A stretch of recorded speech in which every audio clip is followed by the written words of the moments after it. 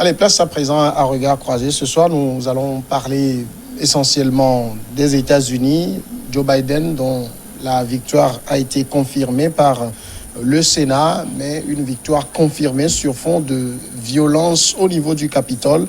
On posera la question de savoir ce que risque Donald Trump et quels enseignements, surtout pour l'Afrique, dans ces violences enregistrées dans le Capitole. Et puis notre dernier sujet, toujours, c'est le Togo. On parlera du coronavirus. On se prépare pour la vaccination. Voilà pour le menu. Aujourd'hui, et sur le plateau avec moi, il y a Beau Soleil Obekou, qui est le président de l'association Togo pour tous. Il est également député. Beau Soleil Obekou, bonsoir. Bonsoir Samuel, bonsoir Adam, bonsoir et bonne année à tous les téléspectateurs et téléspectatrices. Merci beaucoup. Face à vous, donc Adam Adjornou de Vision d'Afrique. Bonsoir Adam. Bonsoir Samuel, bonsoir honorable, bonsoir à tous ceux et à toutes celles qui nous suivent de par le monde. Et puis nous serons bientôt rejoints par Jérôme Sossou de Triangle des Enjeux. On commence donc avec les États-Unis, la victoire de Joe Biden qui a finalement été certifiée par le Congrès. Les élus américains avaient repris mercredi soir à Washington leur session interrompue pendant la journée par les émeutiers qui avaient fait irruption dans le Capitole. On en parlera tout à l'heure. La victoire de Joe Biden est désormais reconnue par le Congrès américain. Le vice-président républicain Mike Pence a certifié le vote de 306 grands électeurs en faveur du démocrate contre 232 à Donald Trump. La session avait repris en début de soirée après l'invasion du Capitole par des supporters de Donald Trump. Normalement, Beau Soleil Obekou, la certification par le Sénat devait être une formalité, mais ça a été plus ardu que prévu. Finalement, Biden est certifié président des États-Unis. Oui, ça ne peut pas être autrement parce que le vote a déjà eu lieu et depuis environ un mois, nous savons que Joe Biden a gagné l'élection présidentielle des États-Unis. Et vous savez, avec les États-Unis, ils ont ce processus-là électoral qui aboutit le 20 janvier à l'investiture du président élu. Et à chaque élection, c'est comme ça que ça se passe. Et hier, le 6 janvier, chaque 6 janvier après les élections, il y a quand même la certification. Et c'est ce qui devait se passer hier. Et vraiment, ce qui s'est passé avec l'invasion du Capitole par les membres, les militants, les extrémistes du président Trump, qui ont été échauffés à blanc par le président lui-même quelques heures avant la tenue de cette séance de certification. C'était une scène vraiment horrible et déplorable, très honteux pour les États-Unis et de l'aveu même des grands responsables américains qui n'ont pas du tout digéré, qui n'ont pas du tout accepté ce qui s'est passé hier. Donc, simple formalité, mais que c'était prévisible aussi avec tout ce que Trump annonçait. Et quand il ne reconnaissait pas ces résultats, il faut s'y attendre. C'était prévisible. Et malheureusement, c'est l'aboutissement de 4 ans de rhétorique populiste et truffée de mensonges où on désigne son adversaire politique comme l'ennemi. Et cela est d'autant plus choquant que c'est le président, le responsable même, qui devait être le garant de la démocratie, de la liberté d'expression aux États-Unis, qui est même celui-là, le responsable, qui tenait ces discours et qui se livrait à ces actes-là. C'est vraiment déplorable pour les États-Unis.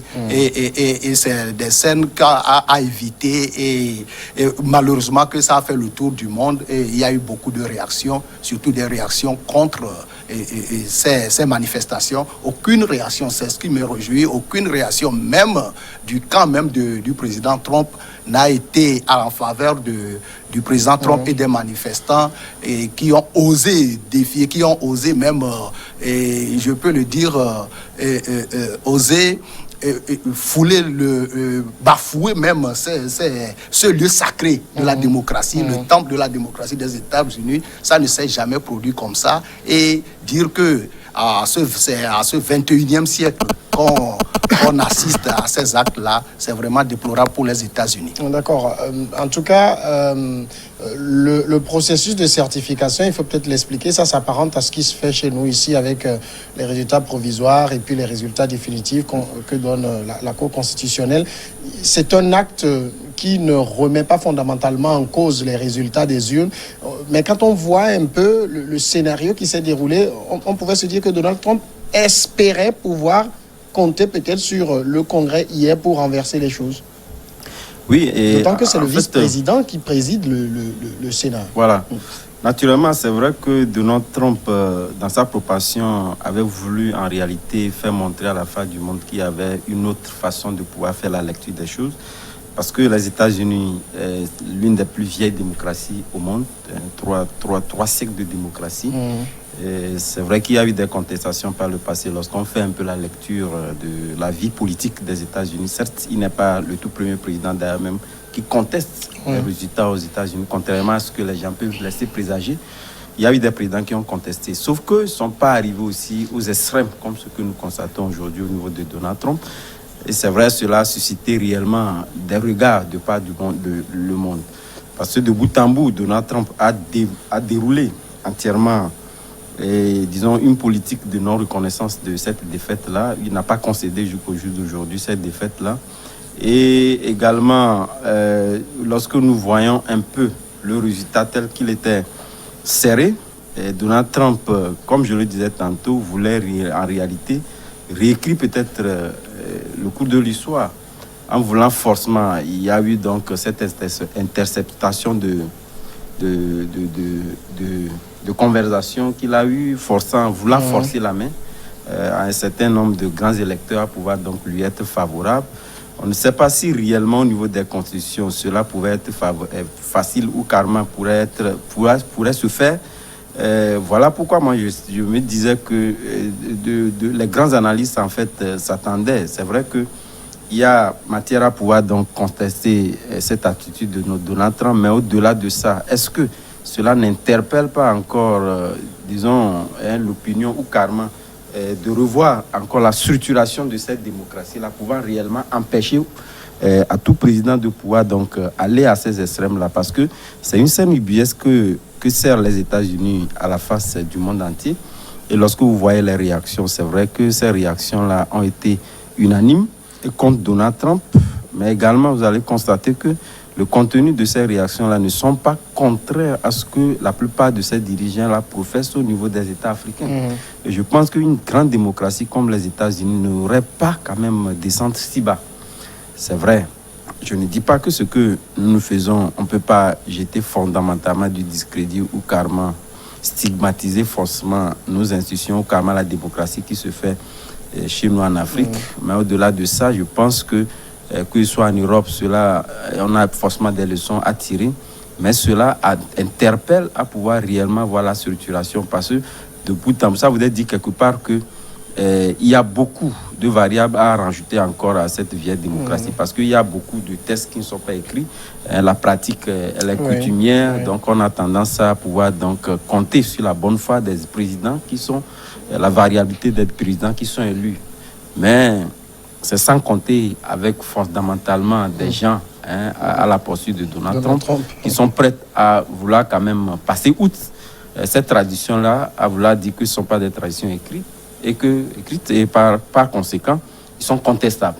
Et là, il a réellement démontré qu'ils sont contestables et de bout en bout, il pouvait réellement, s'il avait eu l'adhésion de ces gens-là, pouvoir réécrire. Donc, carrément, serait dans un schéma bouleversant de la démocratie, de par le monde, qui peut naturellement avoir, disons, des impacts ou carrément impacter d'autres démocraties. Parce que nous, on a toujours cette tendance-là à pouvoir donc jeter du discrédit sur notre démocratie. Mais ça également pouvait quand même nous appeler à réellement revoir autrement les choses. Et je pense on va revenir sur les leçons pour l'Afrique dans l'évolution de ce débat, mais en réfléchissant à tout ce qui se passe aujourd'hui au niveau des États-Unis, on a tendance peut-être à dépeindre Donald Trump d'une certaine manière, mais vous pensez qu'il ferait tout ça s'il n'avait pas, je ne veux pas dire simplement une forte conviction, mais peut-être un certain nombre de preuves que les résultats ont pu être manipulés?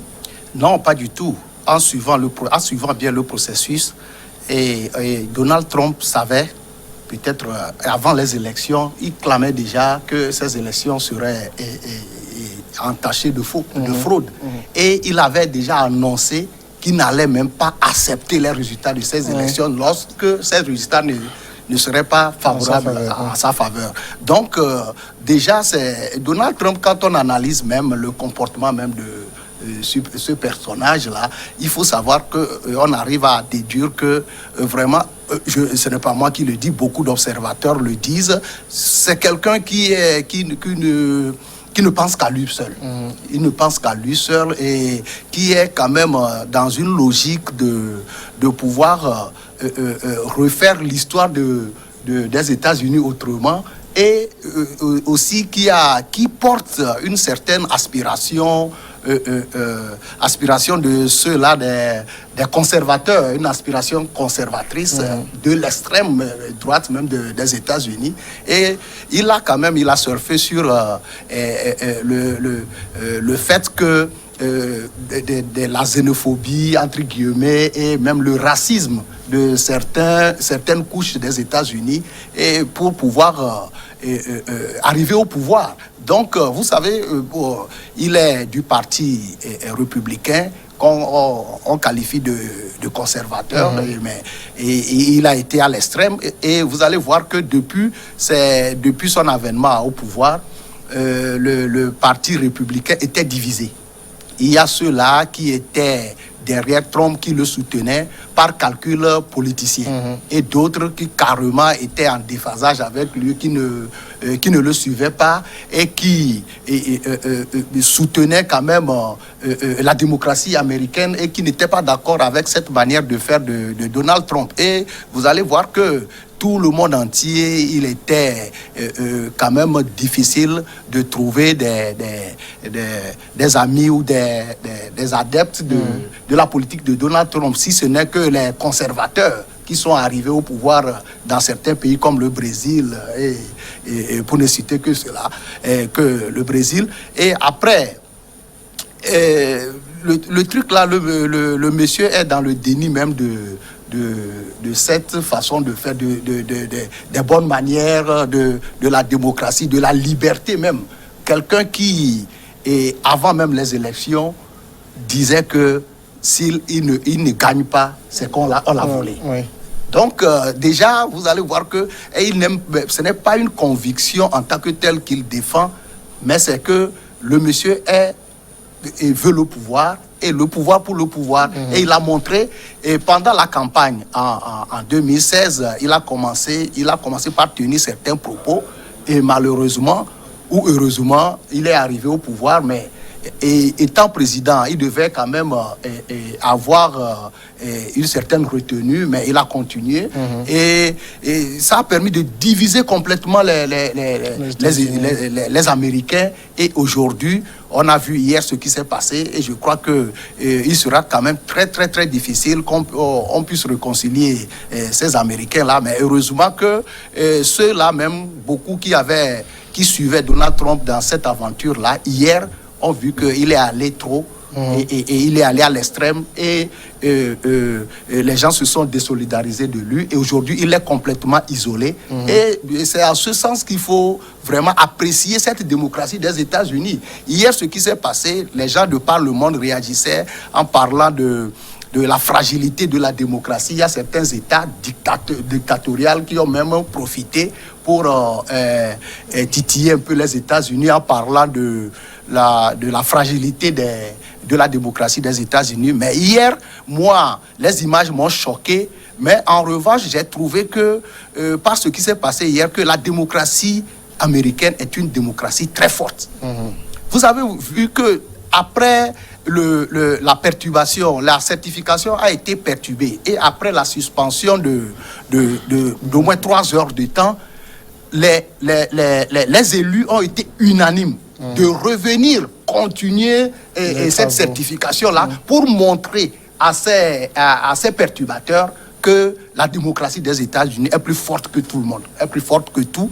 Et la leçon aussi à tirer dans ça, c'est que le chef de file de ceux-là qui étaient décidés hier a montré que la démocratie des États-Unis est debout, c'est le vice-président même de Donald Trump. Ce vice-président sur qui Donald Trump comptait même pour ne pas certifier ses résultats, est celui-là même qui a dirigé cette certification et en dernier ressort qui a certifié ses résultats en faveur du camp d'en face, le camp du président qui a été vraiment élu. Donc c'est la démocratie des États-Unis qui a gagné hier et cette démocratie est une démocratie très forte par rapport à tout ce que l'on peut dire. C'est une démocratie. Moi j'étais tellement satisfait hier de la fin ou bien de l'aboutissement de cette soirée. Mais quand on fait quand même le décompte, il y a eu tout de même 13.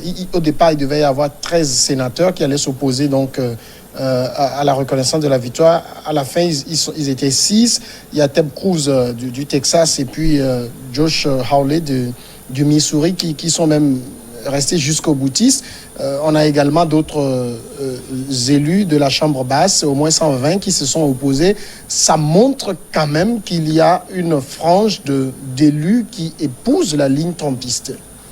Non, c'est pas nouveau, parce que lorsque vous le dites ainsi, c'est tout comme si la tradition dans ces certifications-là démontrait autre chose. Ça a toujours existé. Même vous prenez tous les présidents, ça a toujours existé, les gens qui vont à l'encontre, sauf qu'ils sont la plupart du temps minoritaires. Mais ce sont des expressions qui sont toujours là lors de ces certifications ou carrément la finalité même de l'élection de Joe Biden. Ça a toujours existé. Parce que cette année, c'est carrément le contraire. Parce que la proportion qui devait contre, disons, cette propension-là devait être de 13.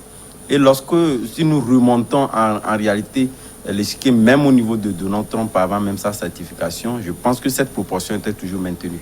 Sauf que ici, c'est le sens inverse en réalité. Ça voudrait dire quelque part que la ligne adoptée jusqu'au jour d'aujourd'hui par Donald Trump a amené certains à être contre, en réalité, cette pratique-là qui était là. Donc, ça voudrait dire quelque part que, et je suis d'accord avec Honora qui disait, parlant donc des institutions, ça voudrait dire des gens n'ont pas du tout plutôt aimé cette propension de Donald Trump. Et normalement, cette proportion qui devait plus ou moins lui être favorable a été encore plus diminuée.